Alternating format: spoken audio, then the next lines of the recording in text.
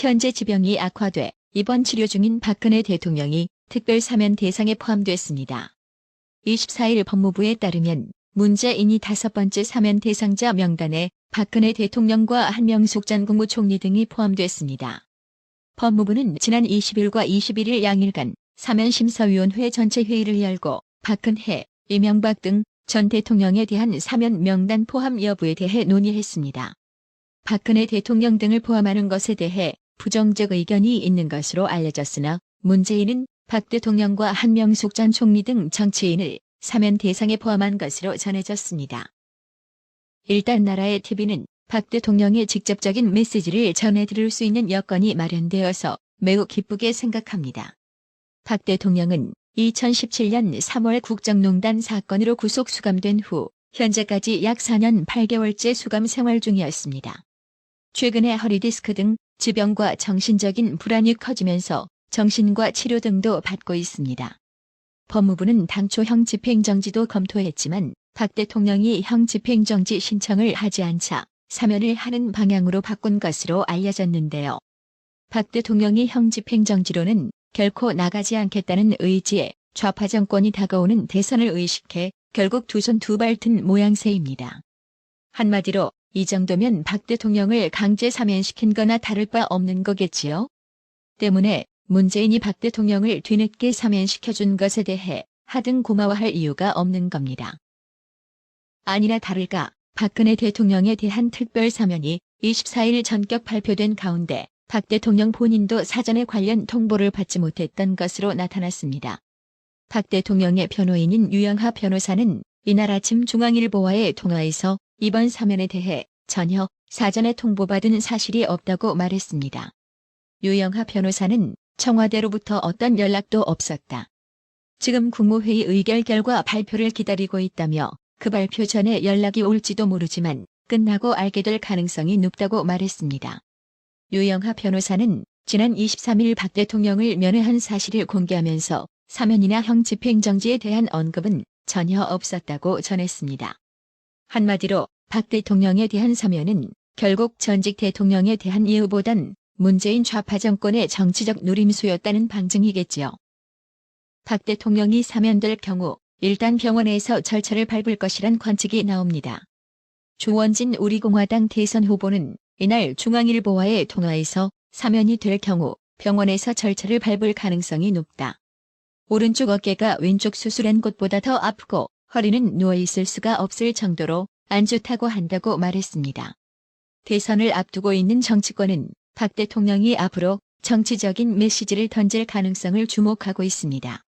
지난해 총선을 앞둔 3월 박 대통령은 옥중에서 거대 야당을 중심으로 통합해달라는 메시지를 냈습니다. 조원진 우리공화당 대선 후보는 정권 교체를 해야 한다는 입장이나 우파 후보를 지지해달라는 입장이 나올 수도 있고 아니면 계속 침묵을 지키실 수도 있다고 말했습니다. 박 대통령 사면에 대한 네티즌들의 반응을 살펴보면 여태까지 사면 안 해주다가 지금에야 한명숙 이석기의 부록으로 끼워서 사면. 야당의 분열도 노린 일석삼조 비열한 책략이라며 문재인이 깜빵 가게 되면 죽을 때까지 사면 안 해주는 걸로 하자고 대선을 불과 2달 정도 앞두고 사면을 실시한 문재인 좌파 정권을 질타했습니다. 또 다른 네티즌은 박근혜 대통령 지금 와서 보니 정말 깨끗하고 정치 잘하신 분이었다.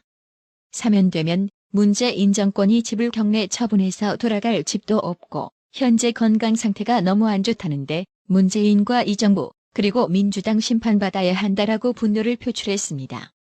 암튼 박 대통령께서 사면되신다 하니 갑자기 박 대통령으로부터 정치적 특혜를 누려온 이준석이가 생각나는데요. 과거 박 대통령 탄핵 정국 당시 이준석이는 TV조선에 출연해 박 대통령이 국민 분노를 모르고 변명으로 일관한다며 공사를 구분 못하는 박 대통령이 이해가 안 된다고 개소리를 늘어놨습니다. 또 박 대통령이 국정 시스템에 대한 개념이 없다고도 했습니다. 이준석이는 과연 우파일까요? 이준석이 이야기 좀 더 해보겠습니다. 이준석이 선대위 공보단장을 맡은 조수진 최고위원의 항명 사태를 문제 삼아 선거에서 손 떼겠다며 선대위 모든 직책을 자진해서 내려놨습니다. 하지만 이후 페이스북에서 윤핵관, 즉 윤석열 핵심 관계자를 비판하면서 세대 결합론이 무산되었으니 새로운 대전략을 누군가 구상하면 될 것이라고 훈수두는 듯한 발언을 했습니다.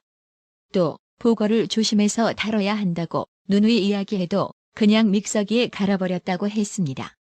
당대표가 선거를 눈앞에 두고 대선 후보와 당을 위기에 빠뜨린 분란의 한쪽 당사자가 된 데 대해 책임을 느끼거나 미안해하는 마음은 조금도 느낄 수 없습니다.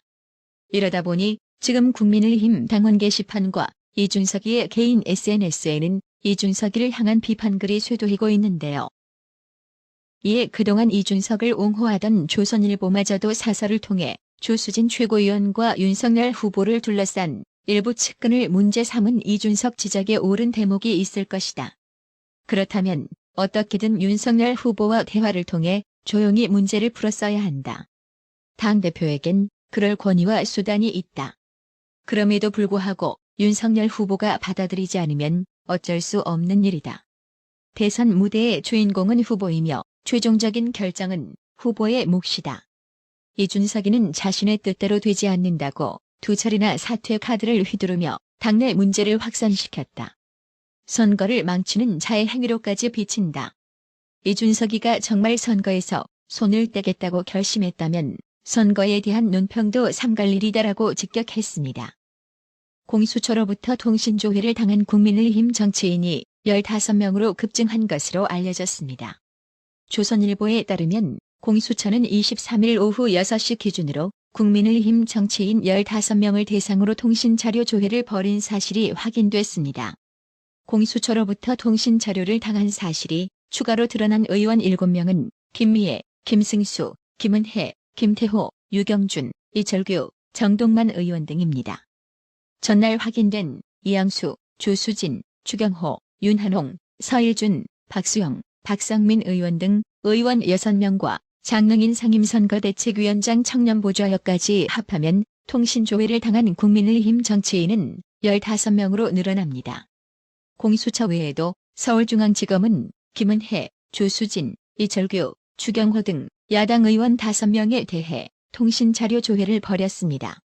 인천지검은 김승수, 김은혜, 김태호, 박성민, 유경준, 윤한홍, 이철규, 정동만, 추경호 9명, 경기남부경찰청, 김은혜, 김태호, 박성민, 박수영, 서일준, 유경준, 추경호 등 7명입니다.